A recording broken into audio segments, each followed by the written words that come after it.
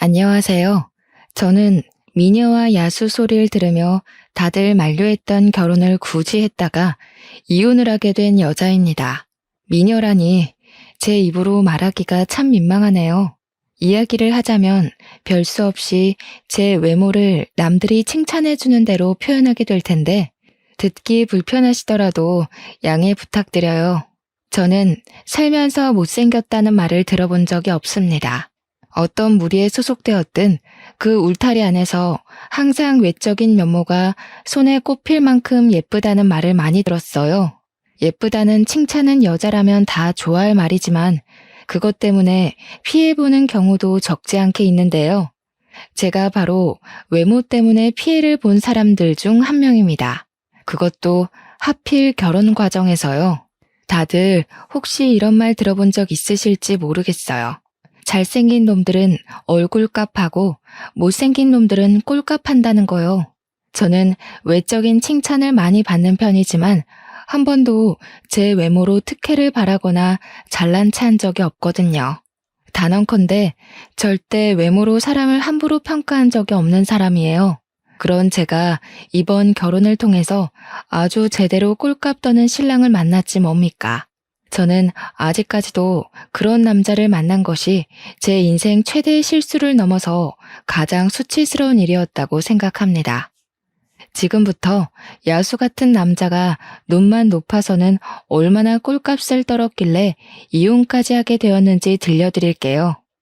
사람들이 제게 항상 하던 말이 있었습니다. 너는 당연히 너만큼의 수준인 남자를 만날 것이라는 말이요. 다들 제가 못해도 평균 이상의 조건인 남자들만 만날 거라 생각했다는데 저는 대다수 사람들의 생각과 달리 제일 못생긴 남자와 사랑에 빠져 결혼을 하게 된 케이스입니다.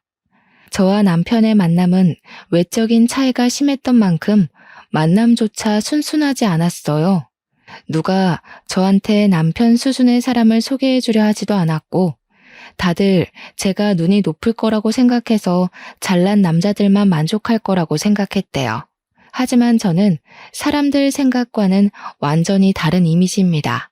저는 평소 연애에 관심도 없고 꾸미는 것에도 흥미 없고 놀러 다니는 것도 그다지 즐기지 않는 사람이었거든요. 제 삶은 집과 직장이 다였던 인생이었습니다. 그러니까 이 말뜻은 제가 남편과의 만남이 순순하지 않았던 건 저와 남편을 이어줄 생각조차 안 했던 친구들 입장과 어디 바깥을 활보하지 않는 제 집순이 성향 때문이었다는 겁니다. 절대 남편 수준을 무시해서가 아니었죠. 누구 하나 저한테 남편을 소개해주지도 않고 제가 또 적극적으로 남자를 찾아다닌 게 아닌데 어떻게 남편과 제가 수월하게 연이 닿아서 결혼까지 하겠어요? 제가 남편을 처음 만났던 건 친구 생일 파티 때였습니다. 중학교 동창이 생일 파티로 친구들을 초대해 외식을 한다는 얘기에 그날은 제가 퇴근하고 화장을 좀 한 뒤 그 장소로 갔었어요. 거기서 저는 친구의 친구인 남편을 처음 만나게 된 겁니다. 잘생긴 남자들한테도 별로 설렘을 못 느끼는 제가 남편 수준의 외모가 눈에 들어올 리 없었는데요. 그래서 당시 남편이 저를 어떤 눈길로 보고 있었는지도 몰랐거든요. 그런데 며칠 뒤 친구가 저한테 기함을 하면서 말해주는 겁니다. 내가 남 평가하는 것 같아서 웬만하면 이 말까진 안 하려고 했는데 걔 너한테 관심 있다더라? 대체 그런 용기는 어디서 나오는 건지. 하여튼 조심해. 나한테 관심 있다고 하는데 왜 조심해? 날 좋게 봐준 거면 고마운 일 아닌가? 뭐 이렇든 저렇든 난 이미 관심 없어. 조심해야 돼. 걔가 못생겼는데 자존심은 무지 세거든. 애가 착하긴 해도 너를 탐낼 수준은 아니야. 네가 천배만배 아까우니까 조심하라고. 친구가 새삼스레 이상한 걱정을 해주는데 그땐 솔직히 오버스럽게만 보였고 그런 경고를 쉽게 넘겨들었습니다. 당시에는 저의 방심이 자연스러운 거였어요. 남편이 저를 찾아올 리도 없었고 솔직히 따지자면 일면식도 없는 거나 마찬가지인데 뭘 그렇게까지 주의를 주나 싶기만 했죠. 그런데 놀랍게도 제 생각은 단 2주 만에 뒤엎어졌는데요. 남편이 제 SNS를 뒤졌는지 호텔리어인 저의 직장을 알아내서 호텔 앞으로 찾아온 거 아니겠어요? 처음에는 못 알아봤는데 웬 못생긴 남자가 저한테 말을 걸길래 고객인가 싶어서 쳐다봤고 남편이 금세 신원을 밝혀주길래 알아차렸습니다. 남편이 제게 차 한잔하자고 제안하더라고요.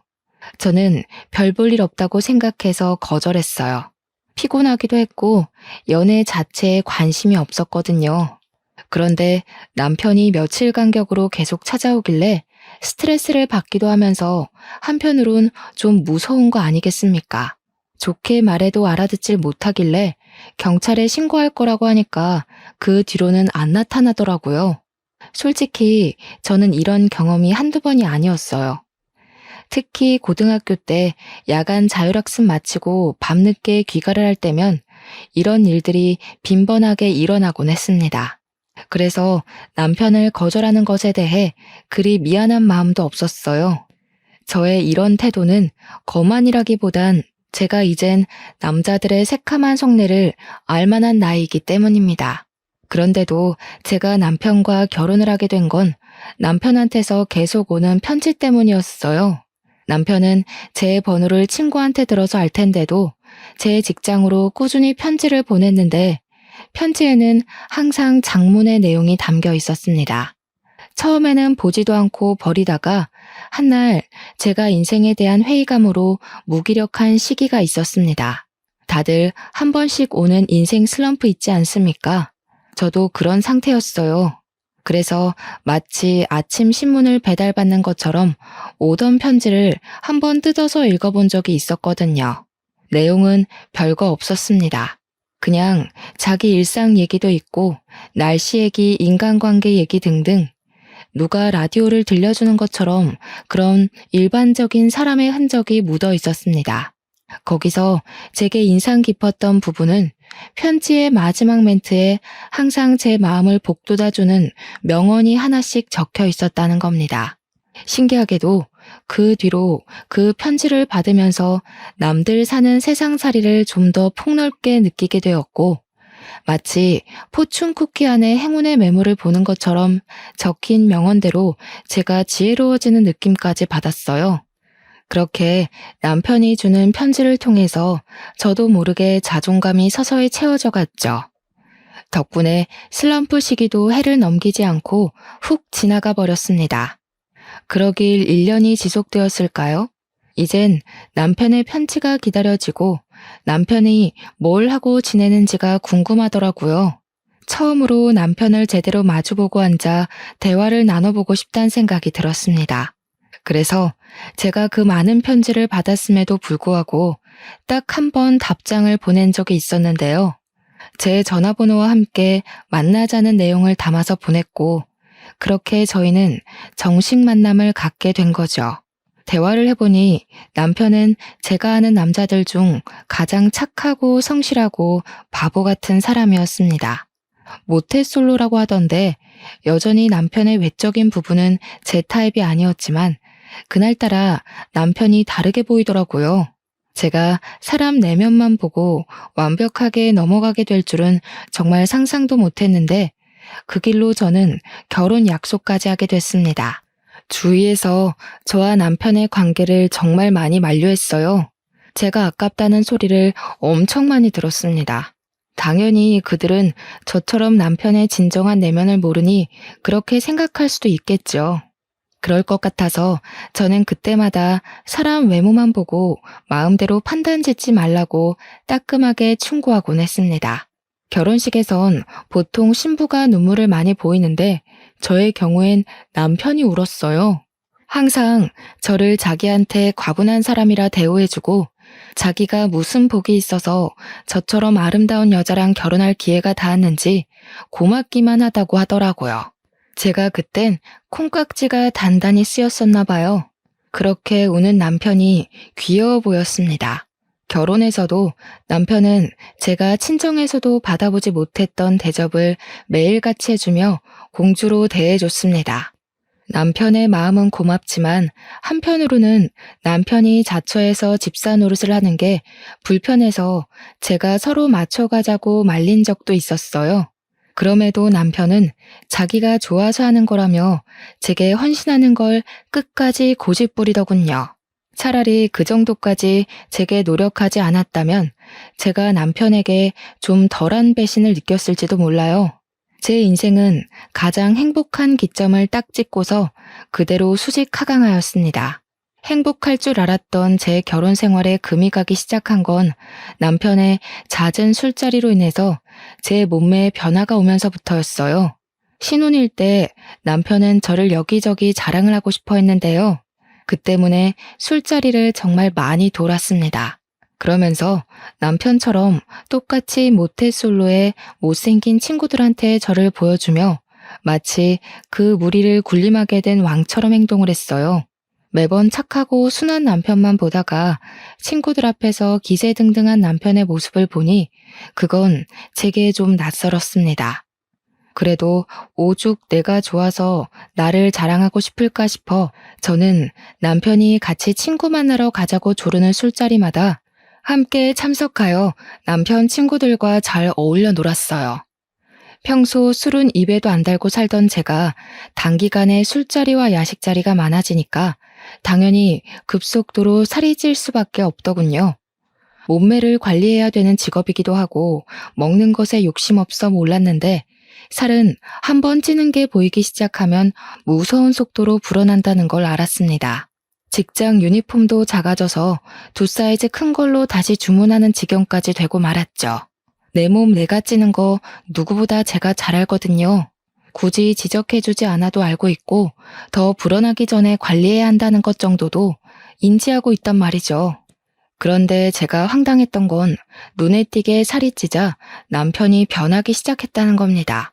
어느 날 남편이 반바지를 입고 지나다니는 저를 보고는 뭐라고 한 줄 아십니까? 여보, 다리가 좀 튼 것 같은데? 허벅지 사이 붙는 것 좀 봐. 그러다 한순간에 뚱뚱이들 계열 타겠어. 이리 와봐. 남편은 제가 제 자신을 관리하는 것보다 더 저의 외적인 것에 간섭을 많이 했습니다. 제가 원래도 꾸미는 걸 안 좋아한다고 했잖아요. 그래서 신혼집에서도 항상 그랬던 것처럼 내추럴하게 다녔었는데요. 제가 살찌기 전에는 남편이 그마저도 예쁘다고 해주더니 살이 찌자 그때마다 제게 지적만 하는 거 아니겠습니까? 저더러 부부라고 너무 풀어지지 말자고 조언인 척 경고를 하더라니까요.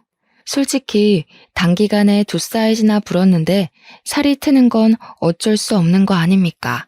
남편 위해서 남편 친구들이랑 같이 술 마시고 야식 먹고 하다 보니까 찔 수밖에 없었던 거라고요. 그런데 남편은 그런 제 노력은 알아주지도 않고 그저 몸매만 평가를 하고 있으니 제가 서운하지 않을 수 있겠습니까? 남편이 제게 결정적으로 상처를 준 적이 있었는데요. 한 번은 남편이 저더러 임신도 안 했는데 이렇게 트면 나중에 임신해서는 몸이 더 징그러워지는 거 아니냐고 하는 거 아니겠어요? 말하는 게 좀 선 넘는 것 같은데 그만하지. 그런 말 들으면 어머님도 서운하시겠네. 임신을 하면 트는 게 당연한 거야. 그걸 징그럽다고 하면 당신은 당신이 태어난 걸 탓해야 되고 낳아준 엄마를 진작에 돌아섰어야지. 아니, 내 말은 관리하려면 할 수 있는 건데 네가 예전에 비해 나태해지니까 이런 결과를 만들어낸 게 아니냐는 거지. 뭘 또 우리 엄마 얘기까지 끌고 와. 남편은 제가 2사이즈 늘어나고부턴 저를 술자리로 부르지도 않았습니다. 너무 속 보이지 않나요? 남편이 밖에 나가서 놀기 좋아하는 사람이라는 것도 결혼하고 나서 알았어요. 결혼식 올리기 전까지만 해도 항상 제 옆에만 꼭 붙어있던 사람이라서 그렇게 바깥을 나돌아다니는 사람이라는 것도 전혀 알 턱이 없었죠. 저도 살찐 거 너무 잘 알기 때문에 제 몸매에 변화가 일어난 걸 속상하다 생각하고 있었지만 그렇다고 남편의 지적이 달가운 건 아니었습니다. 오히려 기분만 더 상해서 서운함이 커져갔고 반감까지도 들었어요. 그래서 남편과 투닥거리는 날이 훨씬 늘어갔죠. 입으로 나불거리는 지적도 신경 쓰이는데 저를 완전히 열받게 하는 남편의 행동은 또 따로 있었습니다. 제가 남편의 지적에 불만을 표했기 때문인지 남편은 이제 입이 아닌 손으로 저를 통제하기 시작했는데요. 제가 입에 뭘 놓고만 있어도 냅다 뺏어버리기 시작하더라고요. 남편의 그런 간섭은 제가 시댁에 가서 시모랑 같이 요리하다가 간 본다고 입에 넣는 것도 포함이었습니다. 남편은 계속 제가 입에다 뭘 넣나 안 넣나 지켜보고 있었나 봐요. 남편이 제 입으로 들어갈 뻔한 시식을 확 뺏어버리자 제 손에 들려있던 그릇마저 손을 벗어나게 되었는데 플라스틱이라 다행히 그릇에는 문제가 없었지만 시모 바지가 반찬을 뒤집어 썼지 뭡니까. 어머, 괜찮으세요 어머님? 바지에 간장 다 배어서 어떡해요. 제가 치울 테니까 얼른 갈아입고 오세요. 여보, 갑자기 달려들어서 뭐 하는 짓이야. 어머님께서 피해보셨잖아. 간 보는 게 살찌는데 제일 위험한 지름길이야. 찔끔찔끔 먹고 나중에 자리에 앉아서까지 먹을 거잖아. 내가 안 말렸으면 너 오늘만 한 2kg는 쪘을 거다. 좀 그만해. 우리 사이에서의 일을 왜 어머님 앞에서까지 말씀드려. 당신 뭔 소리 하는지 알아들었으니까 그만 나가. 지금 어머님도 보고 계신데 민망하게. 엄마도 알아야지. 엄마가 보기에도 와이프 살 많이 쪘지? 엄마도 예쁜 며느리가 좋지 않아? 얘가 원래 마르고 예뻤잖아. 내가 너무 잘해줬는지 갑자기 이렇게 풀어졌다니까. 나중엔 생판 남이랑 사는 기분 들 것 같아. 당신이 매일 술자리 불러내서 그런 거 아니야. 당신 생각해서 나도 맞춰주려고 노력한 건데 그것 때문에 살찔 수밖에 없었던 걸 어쩌라고. 내 몸 내가 알아서 관리하겠다는데 왜 자꾸 간섭이야? 핑계대지 마. 나 때문에 살쪘다고? 그럼 나는 왜 처음이랑 지금이 똑같은데? 당신보다 술자리 많은 건 나야. 허구한 날 술 마셔도 결혼할 때랑 몸무게가 같다고. 근데 당신은 봐. 몇 달 전만 해도 나보다 체구 작았는데 지금은 나만 해줬잖아. 남편의 개소리 때문에 기가 차서 할 말을 잃고 있었는데 남편은 그 이후 더 짓거리지 못했습니다. 옆에서 저희를 지켜보고 있던 시모한테 뒤통수를 제대로 얻어맞았기 때문이었죠. 못생긴 놈이 바라는 것도 많다. 새아기 아니었으면 누가 너처럼 생긴 놈을 받아줬겠니? 새아기가 뚱뚱해져서 굴러다니더라도 너보다는 데려갈 놈 많을 거다. 가서 내 바지값이나 가져와라 이놈아. 시모가 간장 양념이 다 묻은 바지를 남편 쪽으로 털면서 남편을 주방으로 쫓아냈습니다. 상견례 때부터 알았던 사실인데 시모 성격이 참 털털하더라고요. 목소리도 좀 허스키한 편이라서 솔직히 초반에는 살짝 겁도 먹었었어요. 시모 성격이 얼마나 세면 시부도 시모 옆에선 아무 말도 못하더군요. 살다 보니 알게 된 건데 시댁의 실세는 시모였더라고요. 시모가 학창시절 때도 꽤 문제 일으키는 왈가닥이었다고 하길래 시집살이 제대로 하게 생겼네 라고 생각했었습니다. 그런데 각오하고 시작한 결혼 생활은 오히려 시모 덕분에 편했어요. 제가 아내 노릇 며느리 노릇이 서툴 때면 남편과 시부가 제게 한 소리 얹기도 했는데 그럴 때마다 시모가 끼어들어서 자체적으로 필터링도 해주었습니다. 결혼 처음부터 척척박사로 잘하는 아내, 며느리가 어딨냐면서 제가 하는 모든 일에 입도 못 대게 하였어요. 그래서 저는 결혼 생활 몇 개월간 시모만을 믿고 남편의 간섭도 참아가며 위로받았던 겁니다.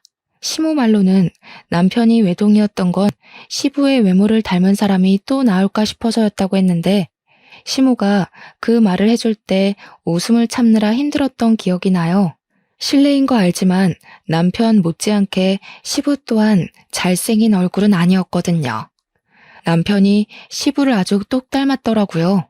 그래도 시부는 남편과 다르게 시모기에 정말 눌려 살아서 그런지 참 점잖은 분이었습니다. 유독 남편만 제 외모를 지적하고자 안달이었는데 남편 하나만으로 충분히 스트레스를 받거든요. 그런데 남편 같은 사람이 하나 더 나타난 거 아니겠습니까? 바로 남편의 사촌동생이었습니다. 아가씨는 집에 자주 오는 건 아니었고 결혼식 때 한 번, 명절 때 두어 번 본 게 다였어요. 그렇게 긴 틈을 두고 마주하곤 했으니까 아가씨 눈에는 저의 변화가 더 눈에 확확 들어왔을 겁니다. 아무리 그래도 그렇지 아가씨랑 저는 말 그대로 10손가락 안에 꼽힐 만큼만 봤을 뿐 서로 함부로 할 만큼 가까운 사이가 아니었거든요. 그런데 아가씨가 제 몸매를 대놓고 지적을 하더라고요. 저보다 한참 어리던데 솔직히 식구라고 해도 좀 무례한 짓 아닌가요? 아, 참고로 아가씨도 못생겼습니다. 언니, 임신도 하기 전에 살쪄서 오빠가 일할 맛이 안 나겠어요. 나중에 임신까지 하면 굴러다니는 거 아니에요? 네가 봐도 그렇지. 아무도 내 말에 동감을 안 해줘서 얼마나 억울했는데. 이참에 네가 우리 집 좀 자주 와서 내 와이프 정신 좀 차리게 해주라. 저것 봐, 다리가 완전 무다리가 됐잖아. 저게 어디 여자 다리야? 어머, 그러네. 언니, 아무리 그래도 얼굴 믿고 너무 관리 안 하는 거 아니에요? 솔직히 언니는 관리 안 할 정도로 막 예쁜 건 아니거든요. 언니 같은 얼굴은 몸매가 받쳐줬을 때 빛을 발하는 외모라 반드시 몸매가 날씬하다는 전제가 있어야 된다고요. 아가씨랑 남편은 제가 눈앞에 있기만 하면 신이 나서 저를 앞에 두고 까기 시작했는데요. 제가 한마디 하면 100% 시댁 분위기가 뒤집어질 걸 알고 있기 때문에 최대한 말을 아꼈거든요. 그런데 아가씨도 아가씨지만 남편 입이 가벼운 게 정말 꼴 보기 싫더라고요. 한 소리 해야겠다 싶을 정도로 분노가 차올랐던 게 한두 번이 아닌데 제가 한 번도 시댁을 뒤엎은 적이 없던 이유는 남편과 아가씨가 입을 놀릴 때마다 시모가 대신 나서줬기 때문입니다. 시모는 그들에게 늘 같은 소리만 반복했어요. 아주 못생긴 것들이 둘이서 말도 많다. 너희들 둘 재산을 합쳐서 설쳐봐라. 너희들은 가진 것 전부를 걸어야 그나마 보윤이랑 대등해지지 않을까 싶은데 당장 길거리에 나가도 아마 보윤이 모시고 살 사람만 줄을 섰을 거다. 시모가 남편과 아가씨에게 혀를 끌끌 차며 주제에 넘는 소리 하지 말라고 하면 거짓말처럼 둘 다 입을 싹 다물더라고요. 제가 나서서 판을 엎을 필요가 없었다는 거죠. 거기까진 시모 도움 덕분에 참을만 했어요. 그런데 웃긴 건 아가씨가 정말 저희 집에 찾아오기 시작했다는 겁니다. 아가씨는 일부러 제가 쉬는 날에만 맞춰서 찾아왔고 남편이랑 쌍으로 저의 외모를 지적하며 스트레스를 안겨주었어요. 시모 때문에 시댁에서는 저를 시원하게 까질 못했던 두 사람이 신혼집에서는 물 만난 고기처럼 펄쩍펄쩍 뛰었습니다. 여기서 누가 봐도 재수없는 건 당연히 남편이잖아요. 그 남자가 정말 저한테 헌신하고 저를 위해 살겠다고 울던 남자가 맞나 싶었어요. 남편은 그렇게 점차 얄미운 사람으로 변질되어 갔습니다. 스트레스가 2배가 되니까 제 몸에도 결국 이상이 생기더군요. 심신이 망가지니까 육신까지 기력을 잃어서 스트레스성 위경련까지 발병하고 말았습니다. 며칠간 병원 신사를 졌는데도 불구하고 이것들 하는 짓은 갈수록 더해지기만 했어요. 저도 더 이상 말대답만 해주면 안 되겠더라고요. 제 몸이 망가지니까 하늘도 저를 안쓰럽게 봐준 건지 저한테 좋은 기회를 내려준 적이 있었는데요. 언니, 저 결혼할 사람이 있는데 언니가 좀 봐주실래요? 제 남자친구가 몸매 좋은 사람이 이상형이라고 하더라고요. 혹시 제 몸만 좋아하는 건 아닌가 싶어서 영 불안한 거 있죠? 언니가 나이 좀 있으니까 저보다 남자 보는 눈이 제대로일 것 같은데 잘 좀 봐줘요. 아가씨가 결혼까지 생각하고 있다는 사람을 저한테 소개해준다고 하더라고요. 그러니까 말 그대로 아가씨는 몸매가 참 좋은 여자였어요. 아가씨가 내세울 건 내면도 아닌 몸매뿐이었죠. 제 당시 몸무게가 65kg였는데 아가씨는 50kg 초반이었던 걸로 압니다. 저한테 떳떳하게 몸무게를 자랑했어서 아주 잘 기억하고 있어요. 키는 아가씨보다 제가 좀 더 커서 사실상 제가 65kg라 하더라도 저를 잘 모르는 사람들은 항상 저더러 늘씬하다고 칭찬을 해주었습니다. 아마 자기 남자친구 봐달라고 부탁하는 것에서 아가씨 속셈은 따로 있었을 거예요. 저랑 자기 몸매를 대놓고 자기 남자친구한테 보여주면서 비교하려고 하는 의도겠죠.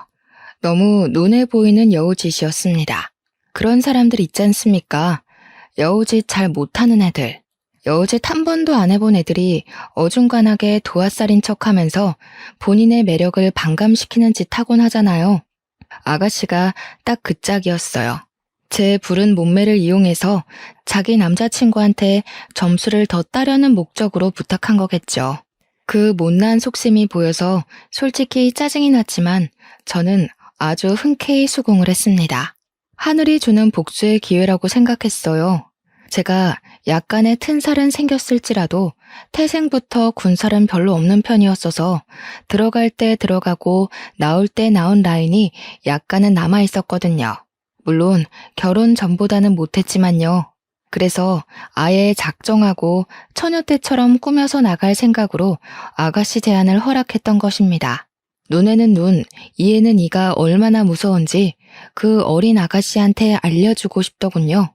저는 일할 때도 피부와 속눈썹 화장만 했었는데 영상을 보고 배우기까지 하며 메이크업에 힘을 줬습니다. 아가씨가 분홍빛 화장을 자주 하더라고요. 도화살인 척 하면서 말입니다. 그래서 저도 분홍빛 계열로 메이크업을 했죠. 안 그리던 아이라인까지 그렸고요. 남자들이 환장한다는 기다란 흑색 생머리까지 했습니다. 복장은 당시가 여름이었는데 적당한 라인은 드러나되 살집은 가려지는 옷으로 골라서 입었고 아가씨가 부른 약속 장소로 갔어요. 오랜만에 꾸며서 그런지 은근슬쩍 따라붙는 남자들의 시선도 오래간만에 느꼈습니다.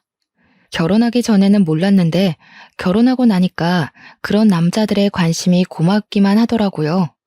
그리고 먼저 도착해 있는 아가씨와 아가씨 남자친구를 마주했는데요. 정말 거짓말 아니고 아가씨 남자친구가 저를 보자마자 과자 안주를 먹다가 살해까지 들린 것 아니겠습니까? 당시 가게 분위기는 조명빛이 밝은 편이었는데 아가씨 남자친구 얼굴이 아주 새빨개진 겁니다. 누가 봐도 남자로서의 본능적인 시선과 반응이었습니다. 그보다 아가씨 표정이 아주 볼만했어요. 당시 기억으로는 아가씨도 꽤나 힘을 주고 온 차림새였던 걸로 압니다. 그럼에도 불구하고 얼굴이 못생기니까 그만한 태가 잘 안 살더라고요. 아가씨는 제가 집에서처럼 후줄근하고 꾀지지하게 나올 거라 생각했나 봐요. 제가 너무 펑퍼짐한 옷만 입고 다녀서 제 몸에 군살이 있는지 없는지도 몰랐겠죠. 아가씨는 저를 한참이나 훑어보면서 자기 남자친구의 시선 처리를 신경 썼습니다. 제가 오자마자 찬물이 확 끼얹어진 분위기였는데 속으로 좀 고소하더라고요. 내가 살이 쪄도 너는 나한테 안 된다는 걸 아가씨한테 보여준 셈이라서 정말 쌤통이었습니다. 제가 사근사근 웃을수록 아가씨 표정은 급격하게 썩어갔어요. 그리고 대화하는 내내 아가씨 남자친구는 저를 잘 못 쳐다봤습니다. 저의 예전 경험을 빌어 해석해봤을 때 그건 분명 호감의 태도였죠. 제가 웃을 때마다 아가씨 남자친구가 한 번씩 넋 놓는 표정을 지었는데 그때마다 아가씨가 짜증을 내는 바람에 제게서 시선을 거두길 반복했어요. 그뿐만 아니라 제가 말을 걸 때도 아가씨 남자친구는 얼굴이 쉽게 빨개졌습니다. 아가씨 남자친구는 제 남편처럼 그렇게 잘난 남자는 아니었어요. 딱 아가씨 수준에 만날 것 같은 그 정도의 남자였죠. 그날 약속 자리는 완벽한 저의 승리로 마무리되었습니다. 제가 외모로 자랑질하는 걸 좋아하는 사람이 아닌데 남편이랑 아가씨한테는 이렇게까지 해서라도 보여줘야겠더라고요. 아가씨 남자친구분 괜찮아 보이네요. 요즘 말 한마디 할 때마다 얼굴 빨개지는 사람 드문데 아주 순수하신 것 같아요. 오히려 아가씨께서 복받은 거일 수도 있어요. 결혼 긍정적으로 생각해 보세요. 언니, 일부러 이러고 나왔죠? 저랑 남자친구 사이 방해하려고 갑자기 안 하던 화장을 왜 하는데요? 내 남자친구랑 소개팅하는 것도 아니고 언니가 왜 이렇게까지 치장하고 나와서 우리 사이 방해하는 거냐고요. 방해요? 저는 아가씨 남자친구니까 단정하게 예의를 갖췄을 뿐이에요. 제가 이렇게 나왔다고 둘 사이가 방해되는 거면 그 남자친구분이 아가씨 별로 안 좋아하는 거겠죠. 아니면 겉모습에 쉽게 현혹되는 사람이거나. 아가씨는 속에 열불은 나지만 더 따질 건더기가 없어서 획 돌아섰고 남자친구가 대기하고 있는 차로 쌩 가버렸습니다. 데려다 주는 걸 바란 건 아닌데 그래도 아가씨 부탁으로 제가 그 자리에 갔으면 태워줄까요? 한 소리 정도는 들을 수 있는 거 아닙니까? 그런 말조차도 안 하고 볼일 끝났다는 듯 가버리더라고요. 뭐 아가씨 입장에선 제가 자기 남자친구랑 한시도 같이 있는 걸 바라지 않겠죠. 그리고 바로 그날 집으로 돌아오는 길에 저는 아주 황당한 장면을 목격하게 되었습니다. 집 가는 길에 남편이 잘 다니는 술집이 하나 있는데 그날 밤에도 남편이 그곳 앞에 있더라고요. 그런데 웬 여자를 하나 끼고 있는 거 아니겠습니까? 남편한테는 여자 사람 친구가 없어요. 남중남고 공대를 나왔기 때문도 있고 여자를 어울릴 만한 매력도 없던 사람이었거든요. 남편이 언제 한번 저보고 신혼초 때와 다르게 겉모습이 변해서 스킨십할 생각이 안 든다는 말을 한 적이 있는데요. 그래서 바람이라도 피기로 작정한 건가 싶더라고요. 저는 제가 남의 외모를 깎아내리며 무시하는 면이 있다는 걸 남편 덕분에 깨우쳤습니다. 남편이 여자를 끼고 동네방네 들릴 목소리로 하하거리고 있는데 순간 그 꼴을 하고도 바람 피울 용기가 있네 싶은 거 있죠. 못생긴 놈이 바람나면 진짜 더 화나는 거라고 친구한테 들은 적 있는 말인데 충분히 공감이 되었습니다.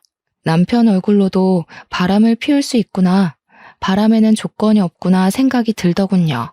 저는 남편이 웬 여자 허리를 감고 있는 모습을 카메라로 찍으면서 그곳으로 갔습니다.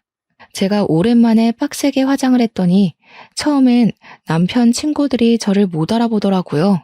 제게 길을 터주면서 가게 문까지 친히 열어주는데 그때 저와 남편의 눈이 정통으로 마주쳤습니다. 남편은 저를 보고 와 하는 눈빛으로 구경하는 것 같다가 뒤늦게 놀라서 사색이 되는데 그 몰골이 얼마나 우스웠는지 몰라요.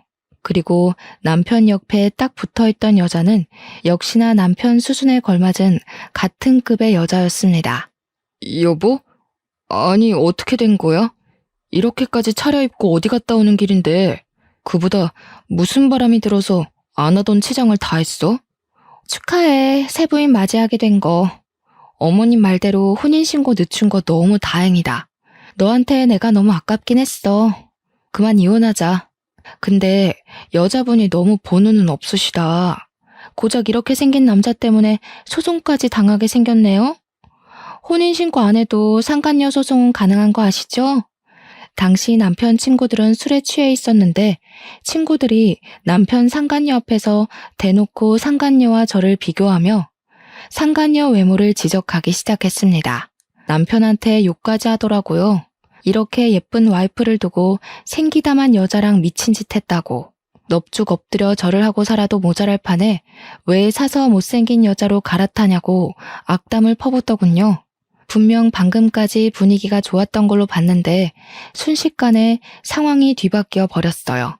기분 나빠도 제가 나빠야 할 상황에서 오히려 상간녀가 너무 많은 지적을 당하는 바람에 여자로서 자존심이 상당히 깎였죠. 상간녀가 얼굴 벌개져선 남편을 밀치고 돌아가 버리더라고요. 상간녀야 소송해버리면 그쪽에 볼 일은 더 이상 없는 거고 저는 남편의 태도가 기분 나빴습니다. 친구들한테 따끔하게 욕을 먹으면서도 상간녀와 제 사이에서 갈피를 못 잡고 있는 거 아니겠습니까? 기분 상해서 저도 먼저 집에 돌아와 버렸는데요. 양심은 있는지 남편이 저를 급하게 뒤따라왔더라고요. 저를 붙잡더니 하는 말이 뭔 줄 아시나요? 좀 전에 있었던 불륜 현장을 변명해도 모자랄 판에 글쎄 저더러 살을 뺐냐고 묻는 거 아니겠어요? 이 와중에 그저 외적인 것만 언급하는 남편이 재수없어서 저는 들고 있던 가방으로 남편 머리통을 후려쳤습니다. 남 평가하기 전에 네 주제나 생각해. 평생 여자 못 만날 팔자 구제해줬더니 아주 꼴값을 떨고 자빠졌다. 나 너랑 이혼할 거니까 그런 줄 알아. 여보, 미안해. 나는 당연히 자기 있는 그대로가 좋아. 그런데 예쁜 거에 환장하는 건 남자로서 당연한 거니까. 자기더러 계속 살 빼면 좋겠다고 한 거야. 당신 너무 예쁜 사람인 걸 누구보다 내가 잘 아는데 결혼하고 나서는 죽어가는 꽃 같아서 그랬어. 내가 당신 자존감 높여주려고 도와준 거라고. 이러니까 모태솔로지. 넌 상대방 욕하고 단점 공격하면서 자존감을 높여주니? 내가 똑같이 해볼까? 아스팔트에 눌어붙은 껌같이 생겨가지고. 네가 돈을 잘 벌기나 해?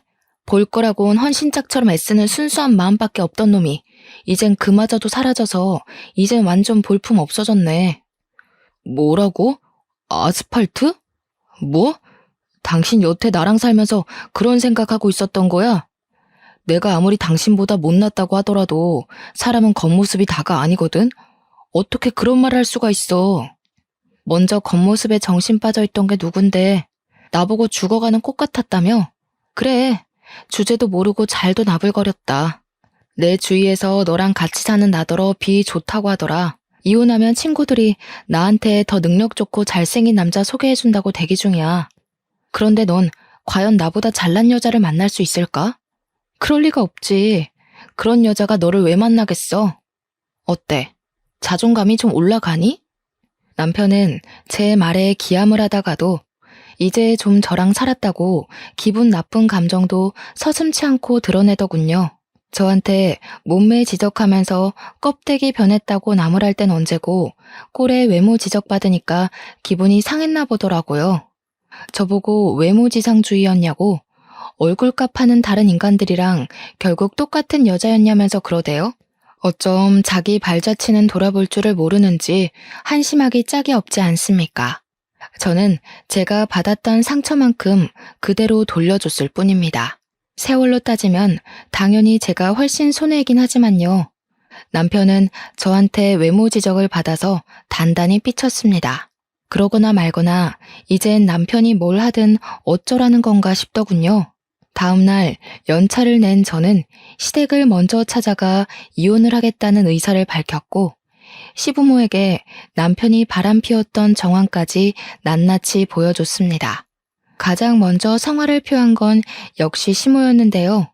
남편이 이혼하겠다는 저를 쫓아와 곁에서 내내 불안해하고 있었거든요. 그런데 제 얘기가 끝나자마자 시모가 당장 들고 일어나 남편의 등짝을 패는 거 아니겠습니까? 남편에겐 해명의 기회조차 주지 않았습니다. 이런 멍청한 놈, 너는 네 복을 네가 들고 찬 거다 이놈아. 네가 어디 가서 보윤이 같은 여자를 만날 수 있겠냐? 아유 속 터져. 보윤이처럼 착하고 예쁜 애가 또 어디 있다고. 내가 이런 것도 자식이라고 미역국을 먹었네. 솔직히 시모가 저를 좀 많이 예뻐해 주셨습니다. 외면이든 내면이든 상관없이 저를 늘 칭찬해 주던 분이셨어요. 그 때문에 저도 시모를 굉장히 잘 따랐고요. 그렇게 시모와 잘 지내던 제가 이제 그만 이 집을 나가겠다고 하니까 시모가 속상하고 마음이 안 좋았나 봅니다. 진심으로 아들을 탓하면서 한숨을 계속 쉬더라고요. 그럼에도 불구하고 제 결정을 존중해준 시모 덕분에 저는 손쉽게 이혼을 할 수 있었어요.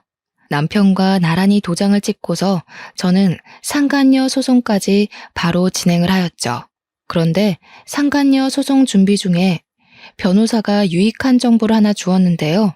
남편이 제게 외모 지적으로 스트레스 준 것들에 대해서 증거만 충족된다면 위자료를 더 청구할 수 있다고 하는 거 아니겠어요? 그런 것에도 손해배상 청구가 되는지 몰랐습니다. 역시 내가 아무것도 모를수록 전문가의 도움을 받아야 한다는 게 이렇게 증명되네요. 그래서 저는 남편 지인들의 증언과 시모의 증언, 그리고 제가 스트레스로 위경련에 걸렸던 진단서까지 모조리 끊어서 변호사에게 제출했고 덕분에 위자료를 더 받아낼 수 있었습니다. 남편과는 더 이상 연이 끊겼지만 가끔씩 제게 안부를 묻는 시모의 연락은 받고 있어요. 차마 저한테 무척 잘해준 시모를 외면할 수가 없겠더라고요. 시모는 제게 돌아오라는 말은 안 하지만 그립다는 말은 한 번씩 해주고 계세요. 시모가 제게 보고 싶다고 할 때면 가끔씩 제 이혼으로 인해 시모에게 몹쓸 짓을 한 것처럼 죄책감이 들더군요. 그래서 시모와는 특별한 인연으로 관계를 이어갈까 합니다. 아차차, 그리고 아가씨는 그때 저한테 인사시켜준 그 남자친구랑 헤어졌다고 하더라고요. 제가 그걸 어떻게 알게 됐냐면 아가씨가 만나던 남자가 저한테 개인적으로 연락이 왔었어요. 어떻게 제 번호를 알아냈는지 모르겠는데 아무렴 아가씨가 직접 알려줬을 리는 없으니까 혹시 아가씨 휴대폰을 좀 뒤져본 게 아닌가? 일단 그 정도로만 추측을 하고 있습니다. 어쨌든 그 남자는 저보다 7살이나 어린 남자인데요. 연락한 이유가 굉장히 당황스럽더라고요. 글쎄, 아가씨한테 헤어지자고 통보하고 저한테 대시를 하는 게 아니겠습니까? 제 사정도 모르고 연락을 한 것 같길래 제가 이혼녀라고 말을 해줬거든요. 그런데 아무리 말해도 그 남자는 자기 그런 거 상관없다면서 자기는 외모보다는 내면을 바라본다고 그날 아가씨가 저를 소개해줬을 때 대화해보니 너무 자기 타입이었다고 하는 거 아니겠어요?